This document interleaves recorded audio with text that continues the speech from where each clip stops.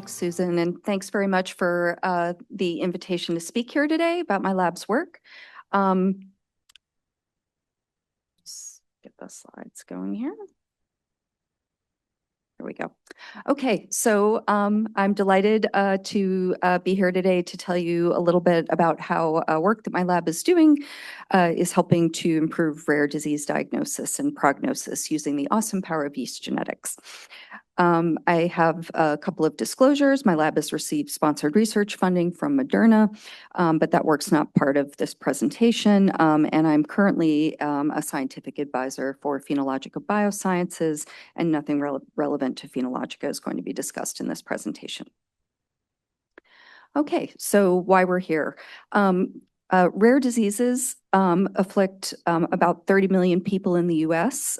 There are currently known over 7,000 rare diseases, and more are being discovered every day. 70% of these disorders appear first in infancy or childhood. 35% of those children won't live past the age of 5. So the human toll is obvious, and the financial burden is also significant for families, for healthcare systems, and for payers. And so over here on the right hand, on the whatever side that is, you can see a picture of baby KJ. So baby KJ was born with a urea cycle disorder, which will be the subject of what we'll talk about today. And like many infants with the severe form of these diseases, he was born looking perfectly healthy at birth. But then about 48 hours after birth, he began to deteriorate.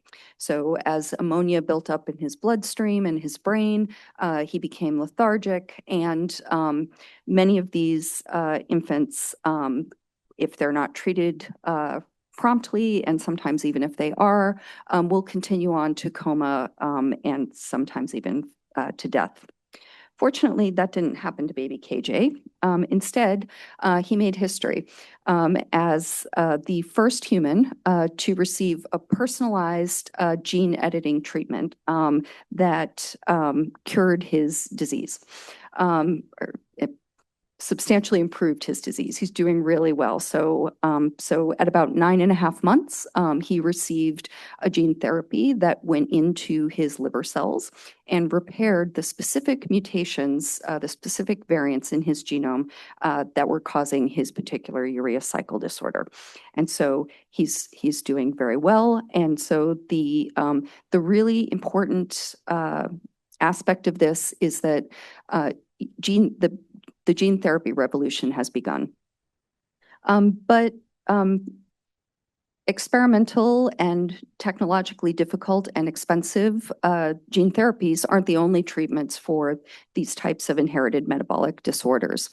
And so I like to think about inherited metabolic disorders as kind of putting them in kind of two bins. So kind of on the one hand, you have disorders, and galactosemia and the urea cycle disorders are good examples, I think, of where the defect that is caused in the metabolic pathway leads to a buildup of some type of toxic intermediate, some type of toxic substrate. And in that case, a lot of the treatments that are available are things like dietary restrictions or things like chelators for some of these toxic intermediates. So for example, the urea cycle disorders, which we'll talk about, the treatments are, for many of them, protein restriction as well as ammonia chelators. And then on the other hand, you have other types of diseases, which my lab has worked on, but we're not going to talk about today, where the defect and the phenotypes are really caused by the absence of an essential nutrient. And in these cases, dietary supplementation, and especially supplementation pre-symptomatically, it can really improve the quality of life. And in some cases, case studies have shown has made the difference between a fatal outcome and, for example, a healthy pregnancy outcome. Okay. So there are treatments available for many of these diseases, but early diagnosis is really key to preventing morbidity and mortality for many of these disorders. And so many of the inherited metabolic disorders are either currently part of or are high priority conditions for inclusion in newborn screening. So newborn screening is a successful and equitable public health initiative in the US and many other well-resourced countries. It saves lives, but it does have limitations. So for example, there are, depending on kind of what list you're using, there are only about 34 conditions that are currently on the biochemical panels for newborn screening in the state of Washington and other states across the US.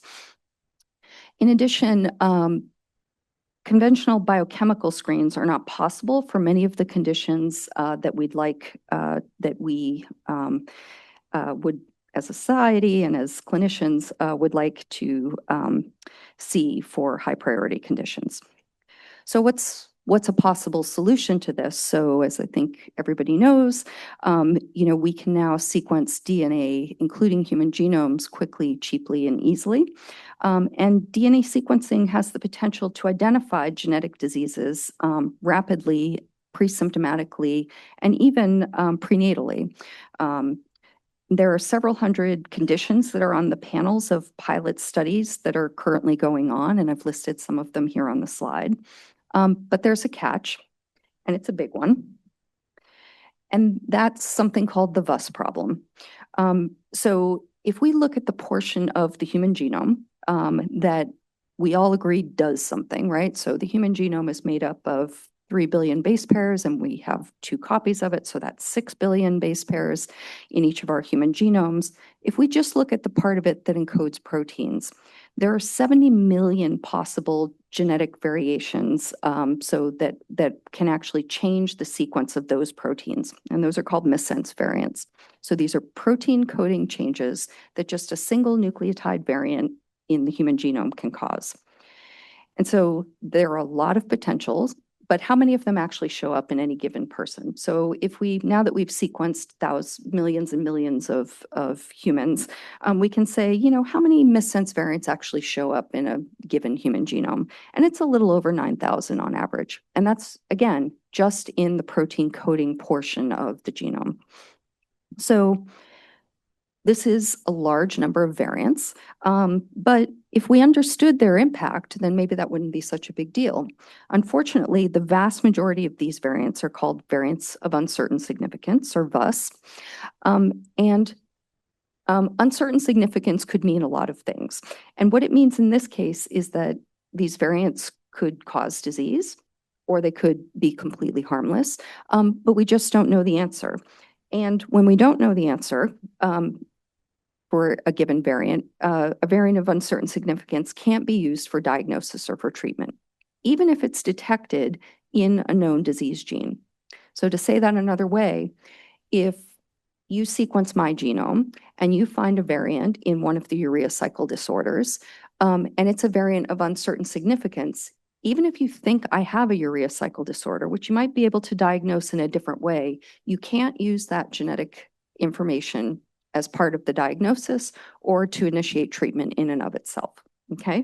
Despite the fact that there's a lot of potential, right? So there's the possibility, and then there's this limitation. The other thing about this limitation is that, ironically, as we sequence more and more genomes, this problem is getting worse, right? So there are 70 million possible variants of uncertain significance. And currently in one of the databases called the ClinVar database that gets used to deposit specific variants that get turned up and that get deposited, there are 1.2 million of those. And so that's kind of this long hockey stick line. What you can see on the bottom here is just how few actually have a known classification that you can actually work with, a benign classification or likely benign classification or a pathogenic classification or a likely pathogenic classification. So this is a huge problem. And so what can we do about it? So one of the things that we could do about it is to actually measure the activity of these variants, right? So if we have a variant in a particular enzyme, let's say one of the enzyme causing the urea cycle disorders, we could actually measure its activity. And so then we would know whether or not it was perfectly wild type levels, right? Maybe it's got 100% activity, or maybe it has 0% activity, or maybe it's got something in between. Okay. And so, so 70 million variants is an awful lot to measure. And we now do have high throughput methods that I'm going to tell you about today that can measure lots of them. So measuring them at scale. And we can do a lot of these assays, but not in humans. So they can be done in humans, but not at the kind of scale I'm going to tell you about. And that's where we have the awesome power of yeast genetics that my lab uses. So I'd like to tell you a little bit about what are the fundamental principles that allow us to do this at the scale as quickly, cheaply, and easily as we're able to do it. So the type of assays that my lab does depends on kind of one fundamental aspect of biology, which is the fact that in across evolution, in human cells and in yeast cells, for example, many of the biological processes that happen in human cells also happen in yeast cells. And many of the proteins that actually perform those functions are conserved between yeast cells and human cells. And so if we look in the genomes between humans and yeast, there are almost 5,000 human genes that have a recognizable ortholog. So a protein that, two proteins that are very similar in this case that we can recognize between in a yeast cell and a human cell. And about 1,400 of these actually have disease phenotypes associated with them. So if you take any one of these human yeast orthologs at random, and you take the yeast gene and you delete it out of a yeast cell, and you take the human protein coding sequence and you put it into yeast, and you say, can the human protein coding sequence, can the human protein functionally replace the loss of its yeast protein? About 40 to 50% of the time, that'll be true. So that's a really high percentage, right? About half of these genes, at least the ones that have been tested in some large-scale studies, about half of them, the human protein can actually work in the yeast cell. But the success rate for this, if you want to call it that, the ability of the human protein coding sequence to function in yeast, and geneticists call that complementation, the ability of the human protein to complement the loss of its yeast counterpart is much higher in metabolism. So metabolic processes are much more highly conserved between yeast and humans. And that means that in the case of my lab, we're very interested in these inherited metabolic diseases. There are a lot of these types of assays that we are able to set up and perform. And here's what one of them looks like. So again, this is kind of just at the very beginning kind of proof of concept that we start with that is going to enable everything else that we're going to do that I'm going to show you in large scale, high throughput. So we start out with a yeast cell containing its normal yeast protein. And so it's going to grow here with the yellow bar. I'm not sure if people can actually see this. So the yellow bar here is showing growth of what we're going to call 100%. So that's 100% activity. These yeast cells, which are down here below the bar charts, those yeast cells are growing great on this particular condition. And this particular condition is the condition that we use to assay urea cycle disorders. So in human cells, one of the things that the urea cycle does is detoxify ammonia, but it does that in the context of actually producing arginine. In yeast cells, the really important part for a yeast cell is actually producing arginine. And so yeast cells, in the presence of arginine, they can grow whether or not they have the enzyme. But when we take away arginine, they need this enzyme in order to be able to grow. And that's what we're seeing here. So these yeast cells with the yeast urea cycle disorder genes are growing just great. But when we delete that out of the yeast genome, and we can do that quickly, cheaply, and easily, they're unable to grow. Now, the real million-dollar question is now when we put the human protein coding sequence back in, can they grow? And in fact, now you can see here that that growth has been really well restored. So when we've actually, after we've tweaked all of this, we're really excited in the lab because now we're off to the races, because now we can use all of the high throughput, large scale technologies that yeast is so good at. So here's kind of what one of these large scale studies looks like in our lab. So instead of saying, okay, we're going to wait for a patient like baby KJ to present in the hospital and someone's going to sequence his genome, and now they're going to say, Amy, here's the variant that this individual has. Does it have any functional impact, right? Is it 100% activity, zero activity, or somewhere in between? We don't have to wait for that because we can now have lots of tools in terms of synthetic biology. So what we do is we order a variant library from a DNA synthesis company that has every possible amino acid change across the full length of the protein, and we just assay them all. Okay, so what we do is we design a library. So we literally have a spreadsheet that says, okay, company, make every one of these several thousand variants. And 4 weeks later, we get 96 well plates back in the mail that have every single one of these variants. And so I'd like to give you some sense about kind of the scale on which we do this. So let's say that our variant library is going to have 3,000 variants in it. So every variant that's can make an amino acid substitution across the full length of this protein, given a single nucleotide variant in the human genome. Okay, so 3,000 variants that we'd like to test. We get those back in 4 weeks after we turn in the spreadsheet and pay the money. Day one, we receive the library and we PCR amplify it. Day two, we transform that library into the yeast cells. So we put it into the yeast cells with some chemicals and it integrates into the yeast genome. So that's day two.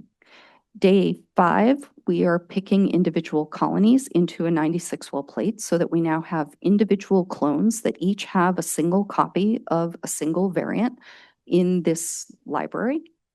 So that's day 5. Day 6, we robotically pin them into 96 well plates. Day 7, 8, and 9, we pin them and we're measuring how well they can grow.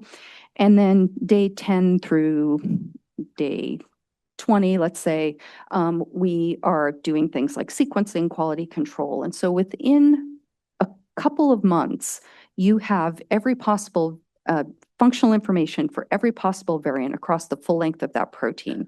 And that information is sitting there in databases and publications, ready for that individual who walks into a clinic or presents with a disorder and is sequenced for some reason. You get a lot of information out of this type of study. You get a ton of information about the protein structure function information. You get a lot of information about evolution and conservation. You get a lot of information. We've used data from these types of studies to refine and inform protein structure predictions.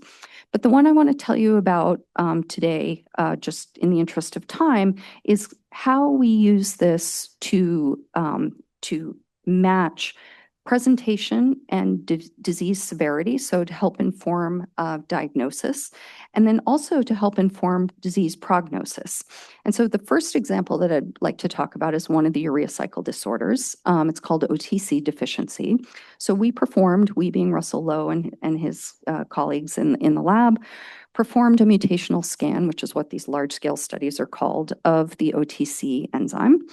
And so the thing about OTC deficiency is that it is the one urea cycle disorder that is on the X chromosome. And because of that, people who are genetically male only have one copy of that. And so the variant that we put and test in a haploid yeast cell is directly comparable to what we'd expect for male genotypes. And so, so the first thing that we did was to look at these are rare diseases, but for OTC deficiency, there are several hundred individuals that are in the literature and who are seen in clinic and clinically by some of our collaborators. And so the individuals who have the most severe form of the disease, so these are the individuals who are going to present shortly after birth, so the neonatal. So we said, okay, here is a collection of, in this case, I guess it was 69 individuals who were genetically male and presented in the neonatal period. The first thing we asked was what level of activity measured by our assays, so I'm going to say enzyme activity, although it's not a biochemical assay, but for the purpose of this, what level of OTC activity did these individuals who presented very early and had very severe disease tend to have? And 70% of them had almost no activity, so less than 5% activity in our assay. Then we said, okay, of the later onset individuals, and in the case of urea cycle disorders, late onset is defined as anything 6 weeks and above. So we're not talking necessarily about a 20-year-old or a 40-year-old. But so those individuals had levels of activity in our assay that was higher. So it was between 5% and 90%. So that has prognostic value in that if we have a variant that hasn't been seen before, we sequence an individual, we have functional information, and it has 0% activity, that suggests one thing, which is that you might expect to see severe disease. And if it has higher activity, if it has very high activity, like 100%, you might not expect to see disease at all. And if it's got intermediate range, you might expect to see late onset. And so even though this is still research and this is still, this is still being developed and evaluated by by committees called variant curation expert panels in ClinGen. So even though this is still being evaluated, one of our clinical collaborators expressed it really nicely. He said, I can imagine using this type of information to say, if I see an effect if I sequence an individual and I see that they have a variant that has less than 5% activity, that might be a patient that I need to do something about right now. If I see a patient that has 40% activity or 70% activity, that might be a patient that I want to watch very closely. And if I see a patient that has 100% activity, that might be a patient that I can reassure. So again, this is still research, but these are kind of the types of things that our clinical collaborators are thinking about. So we were really encouraged that there was excellent agreement between the yeast assay and these clinical calls. So this is an X-linked disorder. But not all disorders are X-linked, right? So many of them many of these inherited metabolic diseases are autosomal recessive. And so in those cases, the really important part is not just what is the nature of a single variant, but there are 2 copies, right? You've gotten 2 copies, they're on the autosome, you've inherited one from your mother and one from your father. And in this case, it's possible to have 2 wild type copies. It's possible to have 2 of the same variant copies, 2 of the same mutant copies, if you want to call it that. Or you can have what's called a compound heterozygote, which is 2 different variants in the same genome. And those are the most difficult cases, right? So can the awesome Power Beast genetics and these functional assays help us here? Well, it can. So one of the things that is really powerful about yeast is that yeast can exist as a stable haploid, and the X-linked disease that I told you about before, we were just looking at the haploids, right? Because the haploids are a good proxy for what is going on on the X chromosome. However, yeast also comes in 2 sexes, if you will, or 2 different mating types, mating type A and mating type alpha.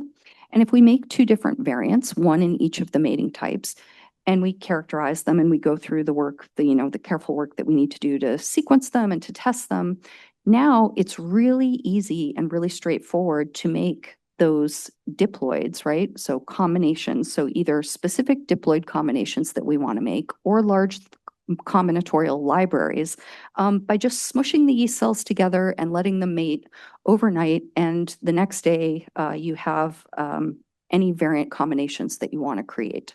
So it's very quick, it's very cheap, and it's really easy. And so we've used that to make variant libraries of yeast strains that are compound heterozygous combinations. And we, and by we, I mean especially Michelle Tang in my lab, have used that ability to address the following problem. So genetic interactions can happen, right? So let's go through an example here. So here I'm showing you a hypothetical example where we have a gene and let's say it encodes an enzyme and the wild type version of that enzyme has 100% activity. Now let's say we have two variants of that gene that encode the enzyme and those each have, so those are two different variants, they're two different amino acid changes, let's say. And let's call them A and B both have 50% activity. If we have an individual that's a compound heterozygote of A and B, we might expect to see no interaction, right? So it's just a mathematical combination of what you expect from A and what you expect from B. And when you put them together, you might expect to have 50% activity of 50% activity and 25% activity. And exactly what linear combination you expect is not actually the point, but the point is that you have some expectation and sometimes you can have results that deviate quite drastically from that expectation. And so sometimes you have a quantitatively lower amount than you expect based on the combinations, and we call those negative interactions. Sometimes those can be called dominant negative interactions. And other times you have positive interactions in which you put, when a loss of function variant plus a loss of function variant actually gives you quantitatively more activity than you expect by their combination. And so that type of surprising positive genetic interaction had actually been seen in one of the urea cycle disorders that Michelle Tang in the lab was studying. That gene encodes the protein called ASL. The ASL gene encodes ASL.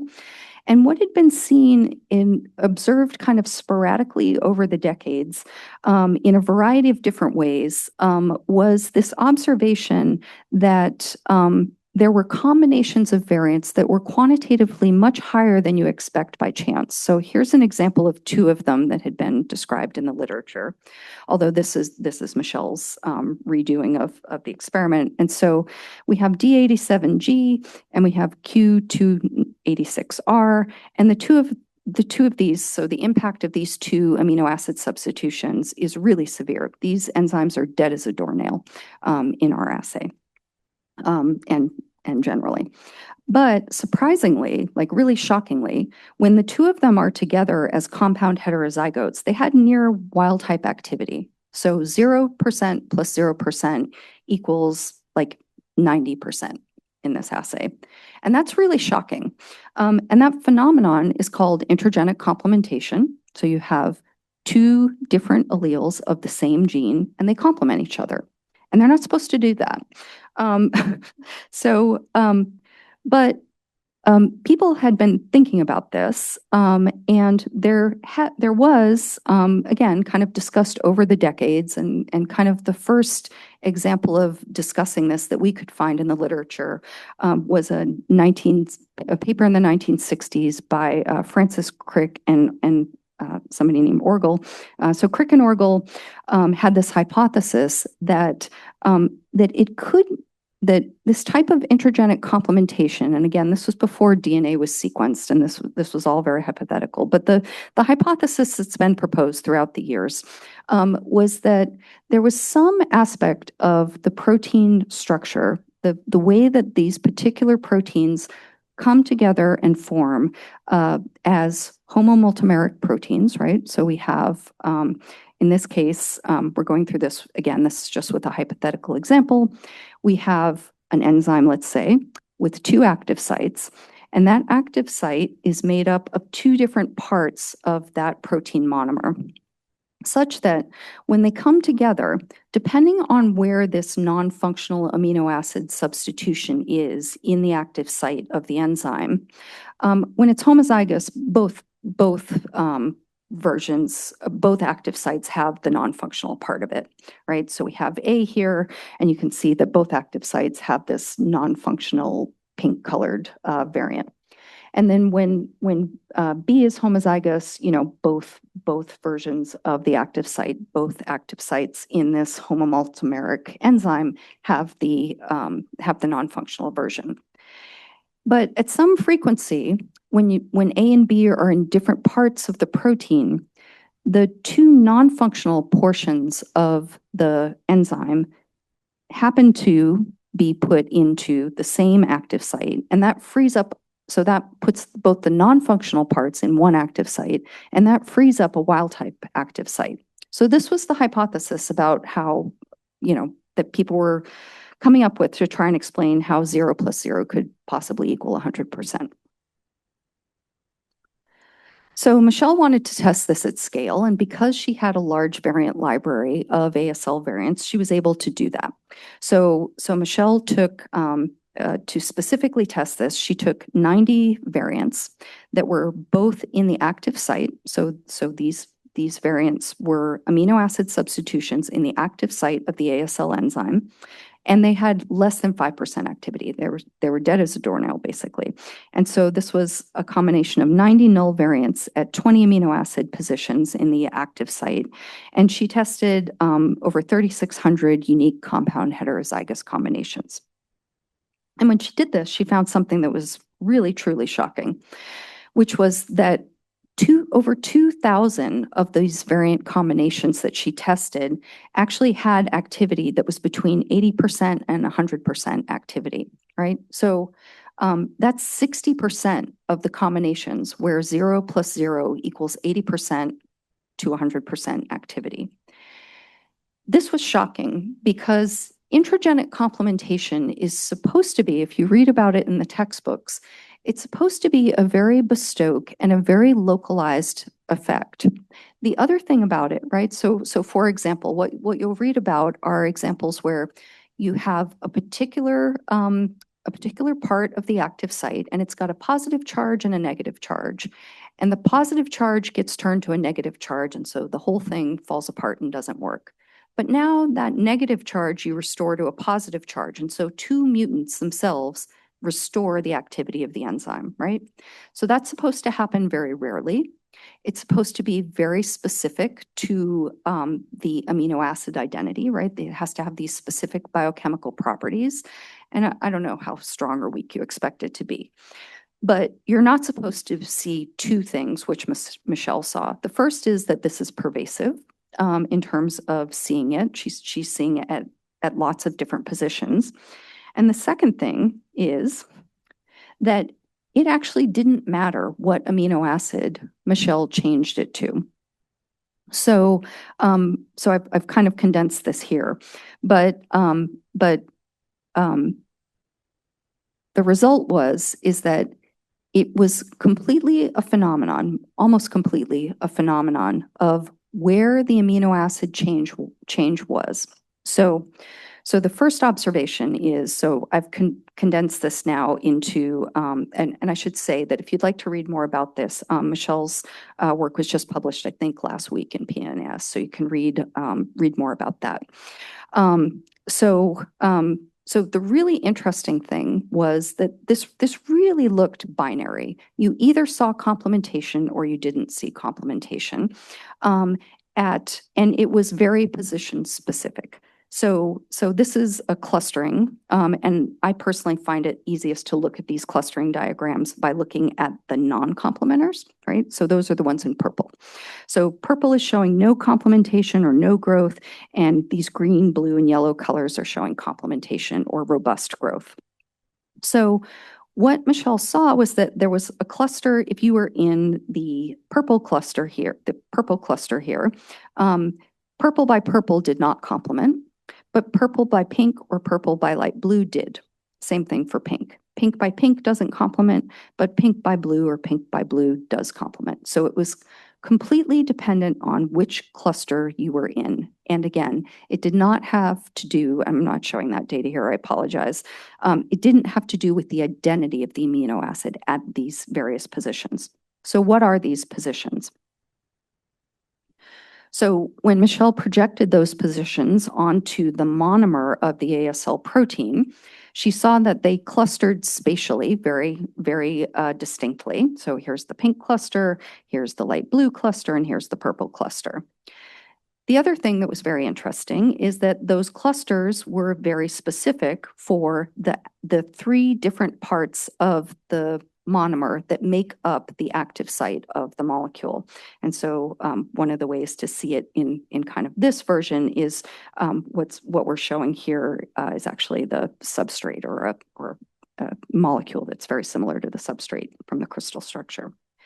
So to put that in a different way, now what Michelle has shown us here is the fully assembled tetrameric complex of the ASL enzyme. So ASL, each of these four different monomers come together to form an active site, and each of those four active sites has contributions of the different from a different part of a different monomer.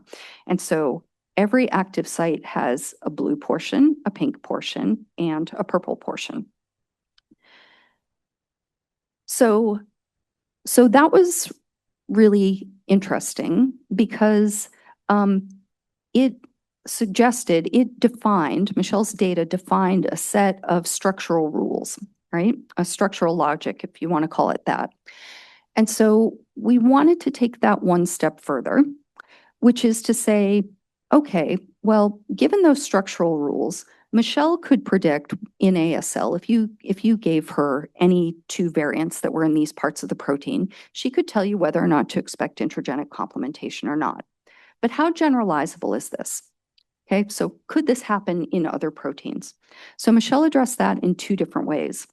The first is we know that there are two additional proteins encoded by the human genome that are both associated with two different diseases. One of the enzymes is called ADSL, and I'm not going to talk about that one. The other one is called FH, and encodes fumarase.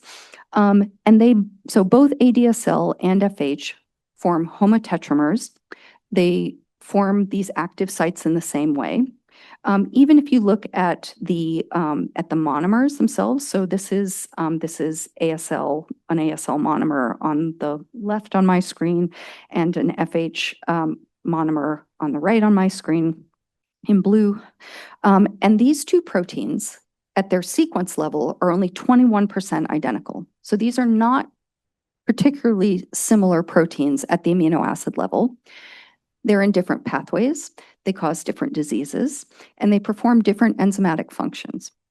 So the question is, but they both come together, they both look similar, they both have these kind of three different patches that you could identify, that Michelle can identify by just looking at the protein structure, that come together to form the active sites of a completely different enzyme encoded by a completely different protein that does a completely different function.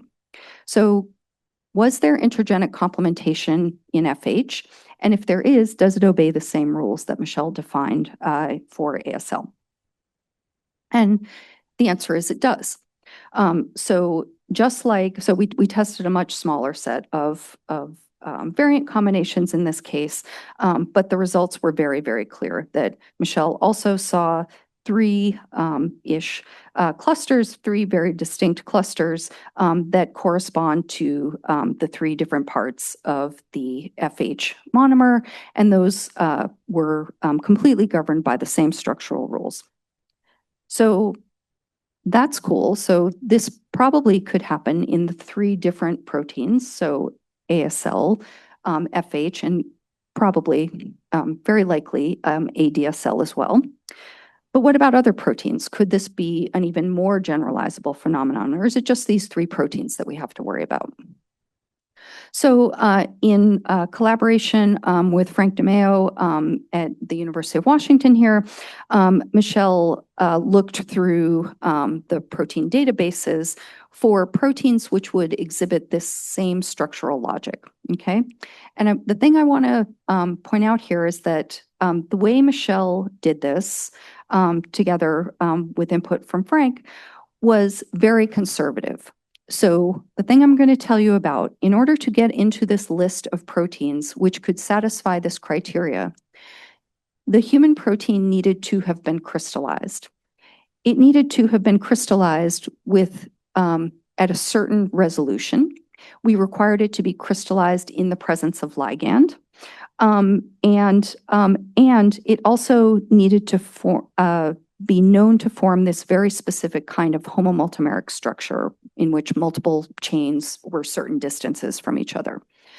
So when Michelle applied this criteria and looked, a very large number of proteins in the human encoded by the human genome, so almost 900 proteins, 900 genes, satisfy this criteria. And again, this is a very conservative way to estimate this. So in summary, these yeast functional assays offer high throughput method for determining the functional impact of genetic variation in human disease genes. I've shown you some data that suggests that for an X-linked gene, one of the urea cycle disorders, OTC deficiency, these yeast measured values, have high prognostic predictive value. For example, we talked about the age of onset in males. These yeast functional assays can also be used to evaluate the functional impact of variant combinations, so compound heterozygous genotypes. And this is really important because sometimes the combinations of genetic variants that occur in a human genome give very surprising and very extreme, in some cases, activities relative to what you expect based on their individual measurements. The intragenic complementation that Michelle saw for ASL variants is frequent, of strong effect, and predictable based on the 3D structure of the enzyme. And then finally, this structural logic that governs ASL and FH applies to a surprisingly large number of other proteins that are encoded by the human genome.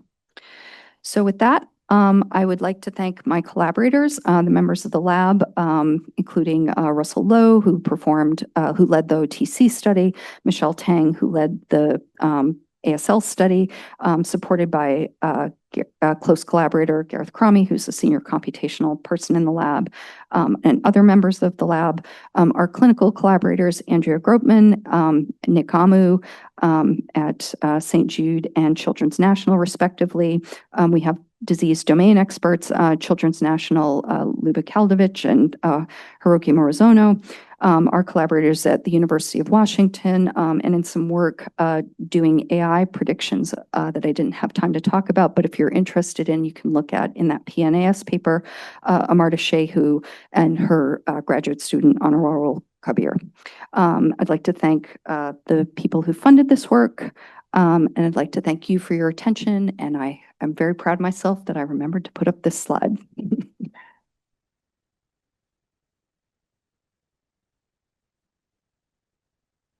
Yes, Anna. I'm so delighted to have you here. I am now terrified of carrier testing meets prenatal genetic testing. Nobody's considering this. Yeah. Ah, Yeah, what? Yeah, so the carrier implications and the prenatal testing implications are huge because we're talking about Classically identified pathogenic variants. Yes, every one of these would be a pathogenic variant at some point. And so we are literally only testing the 0%. And so, and we are seeing very, very strong effects. And in work that will be follow-up that I haven't gone into, I can have a spoiler alert that this is not a phenomenon that is limited to the active sites of the molecule. Have any of the have any of the large scale neonatal screening studies found this effect? So, and I'm reminded that I'm supposed to repeat the question. So, the question was, have any of the large-scale neonatal screening sequencing studies found this effect? So, not to our knowledge. We are, as a follow-up to some of this in humans, because this has all been done in the introgenic complementation that I talked about today, has all been done in yeast so far. So we are going to test some of the combinations in human cell lines. At some point, there will be an individual who has a compound heterozygous combination of some of these variants. And we know which positions, which amino acid positions now to look for them. And so, and as I pointed out kind of briefly on one of those slides, which Anna is alluding to, there are several large pilot studies doing, for example, sequencing-based newborn screening, which might be one place where you would find this. Another place where you might find it is just sequencing that's getting done as part of routine healthcare or for some other reason. We have a collaborator, colleague who we were discussing this with, when he was at Children's National, he's already talking to his fellows about this because this is going to show up. Like, this is a large number of genes and a large number of variants in those. Particularly when so many people are talking about what would it take to roll out sequencing as the primary platform for newborn screening and losing your functional data. This kind of a phenomenon could lead to some very horrific decisions. Yeah. So the concern is that, that wrong decisions are going to be made based on assumptions about, two loss of function variants and what the impact might be. So the part that I'm really excited about is that, we have the ability to, so if you take ASL, for example, we know the individual, and again, this is the functional impact part of it, but the functional impact is, I'm a strong believer that experimental data is really valuable. Experimentally and by extrapolation, we know the individual impact of each variant, and we know that some combinations will have these nonlinear, if you want to call them that, will have this type of introgenic complementation. We know that others won't. And for the ones that have just a purely additive set of interactions, you can predict, right, what you expect for those. For the ones that show introgenic complementation, for example, which ones have it, and there is an additive component to that, and there is an allelic effect of that, even though it's very small, and there is a position-specific effect. We can put all of that stuff together into a comprehensive model that then tells you what, if you enter two variants, what will be the functional impact of those. And again, we're still talking about what is the functional data from that, but you can now use that functional data because that functional data has been benchmarked, if you will, against the clinical presentation. So it's very reasonable, it's very reasonable to do this for a large number of genes using things like yeast assays. So. There's a bunch of online questions, but I have a question too. So my question is whether this phenomenon of introgenic complementation really drove the evolution of homomultimeric enzymes, because I mean, it does seem a little weird that your enzymatic activities have to require the same protein coming together to form that active site. Yeah, so Susan's excellent question was, and I don't have an answer for that, and is, what role phenomenon like this intragenic complementation could have had in the evolution of these enzymes. So that's a great question. It's super interesting. Looking at evolutionary signatures is something else that this type of functional data can be really valuable for. So as we have more and more of it. But for sure, right, for autosomal, well, I don't know about for sure, I think that for autosomal recessive disorders, right, if you have a wild type copy and a complete loss of function, you're pretty healthy. Maybe completely healthy. People are debating about that, but you're pretty healthy. And now, so those alleles can exist in the population. And now, if you have a relatively large number of combinations that can coexist, even though they're individually deleterious, those can exist in the population. And so maybe this is a type of, robustness that allows these types of enzymes to evolve. I think it's a really interesting possibility. Unless there's in-person questions. So some of the online questions. So one of them is whether you can use, I'm going to paraphrase, the power of yeast genetics, so yeast displays or hybrid assays to tackle VUSs outside of core metabolic pathways. Yeah, so the question is, can we use yeast assays to assay human proteins or other kinds of proteins outside of metabolic pathways? And the answer is absolutely yes. So there are many proteins that are conserved between yeast and humans. And, Nobel Prizes have been won for exploiting this type of functional similarity. So for example, many of the cell cycle genes, genes that are involved in gene regulation, the ribosome, transcriptional regulation, which I used to study as a graduate student. So yes, one can study all manner of proteins using yeast. The other possibility is that,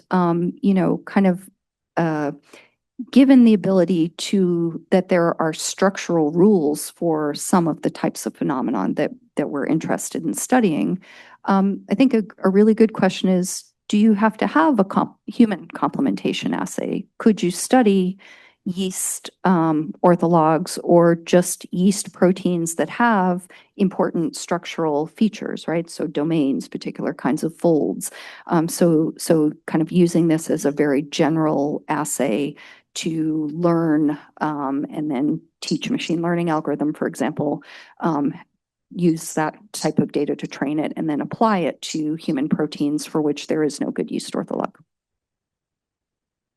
I think we had an. So those were No. let's push more eloquent. So another online question is the observation that some of the variants had growth greater than one, and if there's any correlation with disease or negative effects on metabolic pathways. Yeah, so we do definitely identify hyperactive variants as part of these screens. Although it has been postulated that some of these might have negative effects, and we don't have any data to support that for any of the disease genes that we've looked at. Although it could happen for sure. One of the things that you can use this for is to help define hyperactive variants as potential therapeutics. So for example, one of the genes in the urea cycle disorder pathway, the urea cycle pathway called ARG1 leads to arginase deficiency. The treatment for that is actually a pegylated version of the enzyme, so just literally giving individuals the enzyme itself. And so you might imagine that a hyperactive, a variant that was more active, would do better. So you can use these screens to identify hyperactive variants, and we see them all the time. And in some cases, they could be valuable therapeutics. Maybe I'll ask one more of the online questions. So this question relates to the bottom end of the variant complementation assay, and sort of when do you fall off being functionally useful? So if you're between 50 and percent and no activity, you know, do you have a window for therapeutic options versus a dead or a completely null activity? Yeah, so I think there are two important points there. So the question was kind of around the range of the activity. So at some point in this, 80% to 100% is 80% too low to be valuable. So kind of 2 points there. The first is that a really critical part of doing these functional assays, whether you're doing it in yeast or in flies or in worms or in human cell lines, is you need to be able to very carefully tune understand how your functional assay score relates to disease severity, if you will, or other aspects. So that's a key, and almost the most important part of any of these functional assays is comparing it to human patient information. That said, we have done this for ultra rare disorders like New-Laxova syndrome, PSAT1 deficiency is, so that's one important part of it. The second part of it is that some